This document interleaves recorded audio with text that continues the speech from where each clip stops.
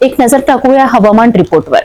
विदर्भ, मराठवाडा, तेलंगणा आणि कर्नाटक मार्गे मन्नारच्या आखातपर्यंत कमी दाबाची द्रोणीय स्थिती निर्माण झाली आहे। या स्थितीचा परिणाम म्हणून आगामी काही दिवसात विदर्भात हलक्या ते मध्यम पावसाची शक्यता आहे।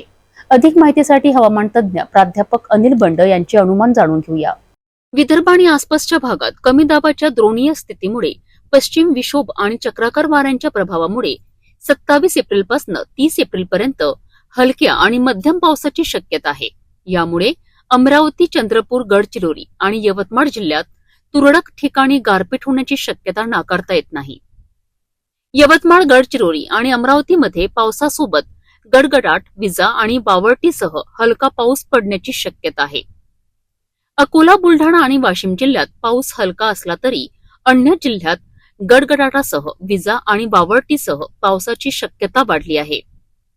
28 एप्रिल ते 25 मे दरम्यान संपूर्ण विदर्भात पावसाचा जोर असेल। पूर्व विदर्भात पावसाचे प्रमाण अधिक राहील, म्हणून या ठिकाणी अधिक सावधगिरी बाळगणे आवश्यक आहे। तापमानातही काही प्रमाणात घट होण्याची शक्यता आहे, परंतु नंतर त्यात वाढही होईल। शेती आणि पिकांसाठी हे हवामान अनुकूल असू शकते, मात्र गारपीट आणि वादळी पावसांमुळे तात्पुरती अडचणी निर्माण होऊ शकतात। शेतकऱ्यांनी योग्य ती खबरदारी घेतली पाहिजे। हा होता विदर्भ आणि आसपासच्या भागासाठी हवामानाचा ताजा अंदाज। शेतकऱ्यांनी पिकांची काळजी घेत आणि आवश्यक उपाययोजना करून या पावसाचा फायदा घेऊ शकतात।